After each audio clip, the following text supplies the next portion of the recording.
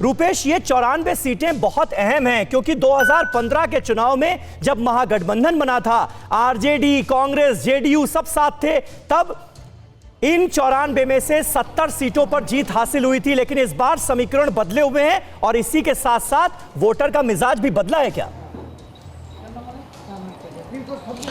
देखिए, बिल्कुल बदला हुआ नजर आ रहा है, लेकिन उस 94 में अगर जो 70 सीटें महागठबंधन के पास थीं, उसमें भी देखेंगे 30 जेडीयू के पास, 33 आरजेडी के पास और 20, जब मात्र 53 सीटें बीजेपी को आई थीं, इस चरण में ही 20 सीटें बीजेपी को आ गई थीं। लिहाजा चाहे भारतीय जनता पार्टी हो, आरजेडी, जेडीयू या फिर एलजेपी इसलिए महत्वपूर्ण है क्योंकि बिहार में इस चरण में 10 से 12 ऐसी सीटें हैं जो जेडीयू की फंसी हुई हैं। इस वजह से अगर कैंडिडेट्स को ही देखें तो जीत हार का अंतर लगभग उतना ही होगा जितना वोट एलजेपी के कैंडिडेट काटने में सफल होंगे। लिहाजा ना सिर्फ बीजेपी, जेडीयू और आरजेडी बल्कि एलजेपी के लिए भी, यानी चिराग पासवान के लिए भी बहुत महत्वपूर्ण चरण है। और 94 सीटों में यह माना जा रहा है कि इसमें जिसको बढ़त मिलेगी वो बिहार में सत्ता पे काबिज हो जाएगा।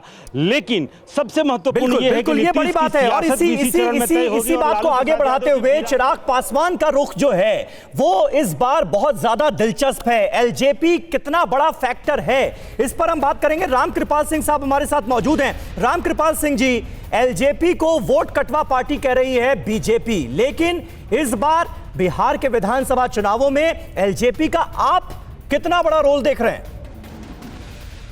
देखिए समीर जी, जो आप कह रहे थे, मैं खुद एलजेपी का निश्चित रूप से बहुत बड़ा रोल होगा।